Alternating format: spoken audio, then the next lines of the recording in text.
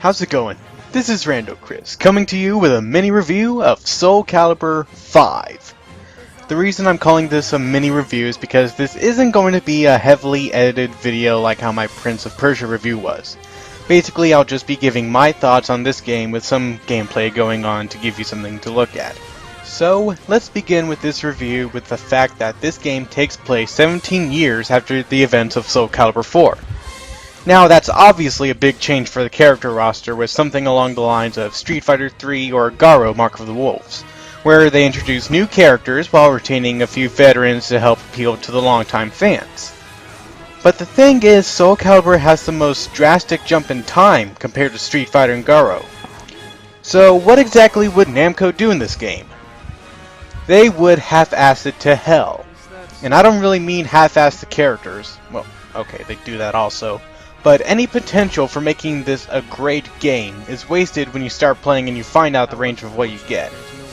The only real development you get for the new characters is the story mode, which follows the children of the character Sophitia, a son named Patroclus and a daughter named Fira. Patroclus serves as a servant for a man called Graf Duma, going around killing the malfested, or people who became corrupted by the power of Soul Edge. Patroclus serves under Duma to hopefully find out where Pyrrha is, who was abducted by Tyr, though he doesn't know. Patroclus eventually ends up meeting the previous main protagonist Siegfried, along with obtaining the power of Soul Calibur, dealing with the new nightmare, which is Graf Duma, as well as finding out that his sister Fira is a malfested. Now that actually sounds like it could be a pretty good fighting game story. Except it is executed in a terrible way. First and foremost, the presentation of the cutscenes before and after each fight is boring. And when I mean boring, I do mean it. With most of the style being on an old page as if it's out of a book, and considering how long these scenes can go, there is so much to sit through and very unappealing visuals. Even with the artwork being good, it's not enough to hold your attention. It's especially bad that they throw in CG cutscenes that would have worked just fine for the whole thing, but I guess story time with Gary Stu and Wimpy's sister was more preferred for the developers. Actually, they had to cut down the story due to time constraints according to Daishi Odashima, the game's director.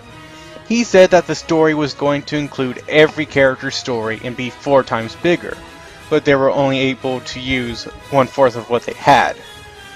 Okay, a shame about that, but that doesn't mean endings were completely out of the question, or including character profiles like they did with previous games. And speaking of characters, you barely learn jack all about any of the other new characters besides Patroclus and Fira. You never find out Sheba's the estranged son of Keelik and Xianghua, thus making him and Leisha half-siblings. You definitely don't know shit about Zwei or Viola, but I guess they're trying to be mysterious. Instead, we get the creepy versions of Hansel and Gretel. Yes, they're the protagonists of the story, but they're not very compelling protagonists. Patroclus is an arrogant and whiny twit who seems to be a relative of Silver the Hedgehog in terms of brain power, and Fira is just your typical timid girl forced to fight character, with the added bonus of an evil Ryu form for drama. Not to mention that Natsu, the character who replaces Taki, is such a pompous little punk. Imagine the catty co-captain of the cheerleading squad as a ninja. Speaking of character replacements, a common complaint, and a well-deserved one, is the exclusion of fan favorites like Taki, as I mentioned, or Cassandra, Talum, etc. Of course, we can't really expect every single character back after 17 years in timeline. Although the game never mentions what even happens to any of these characters and expects everyone to do research on what happened. But good luck doing that, as you're barely gonna find anything about what happened to them. And the characters they do have come back, they sure don't look like they lived for 17 more years, except for Siegfried, Mitsurugi, and Hilda. I'm not expecting them to be wrinkled and old, but it's like the creative team was afraid that if they aged any of the characters who were young before, they wouldn't be cool. Most of the time, cool designs can come from aging. Just ask Haomaru, Eiji Shinjo, or hell, even freaking Ezio Auditore, the guest character in this game.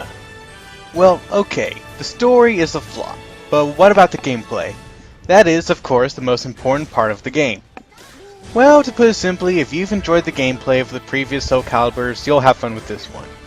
There have been a few changes to the core gameplay besides additional moves, tweaked equipment destruction now being activated by winning a round with a strong attack, and the biggest change being the inclusion of the critical gauge.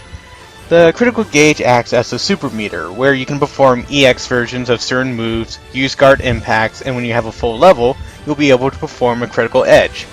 Think of these like your Street Fighter super combos. Each character has their own critical edge with different effects and so forth, so you could strategize depending on the character and their critical edge attack. Some can be comboed in, like Shivas or Mitsurugis, while others, like Ivies and Astaroths, require a close range grab. Okay, the gameplay is still fun to play, so what about extra modes? Namco really dropped the ball on this too. The only modes you get besides story mode are Quick Battle, Versus, Legendary Souls, Online, Training, and Creation. And even then, Quick Battle is just to get more titles to use online, while Legendary Souls is an extra hard mode to unlock a few characters. Unfortunately, I can't really speak for the online since my own connection is rather spotty, so the only thing left is character creation. And it's awesome.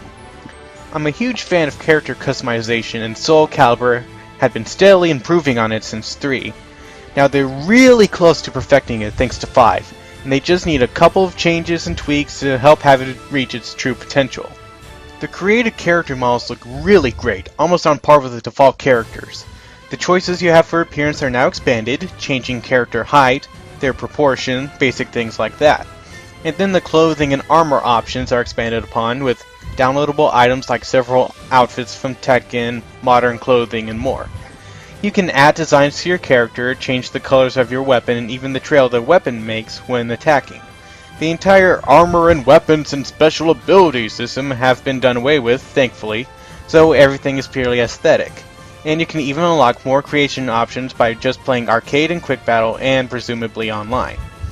Unfortunately, like I said, Soul Calibur is close to perfecting the character creation. Stuff holding it back in this game are very present. The voices, while nicely done, don't allow you to change the pitch and tone too much without keeping the voice sounding natural.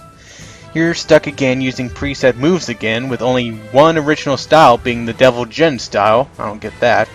I would love to see the original moves from 3 make a comeback, or just something, and just make the preset moves unlockable by completing arcade mode or something like that. Still, these problems can be fixed in the next game, and it doesn't really ruin creation mode.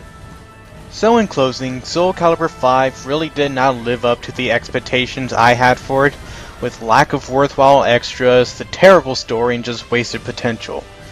Thankfully, the gameplay, its visuals, and the character creation save it from being a huge flop. But with some of the hype surrounding it, it's definitely disappointing. That's why Soul Calibur is a 5 out of 10 in average game. You'll definitely have fun playing through, but you will also have that nagging feeling of wanting more. Well, I hope you enjoyed the review. Thanks for watching.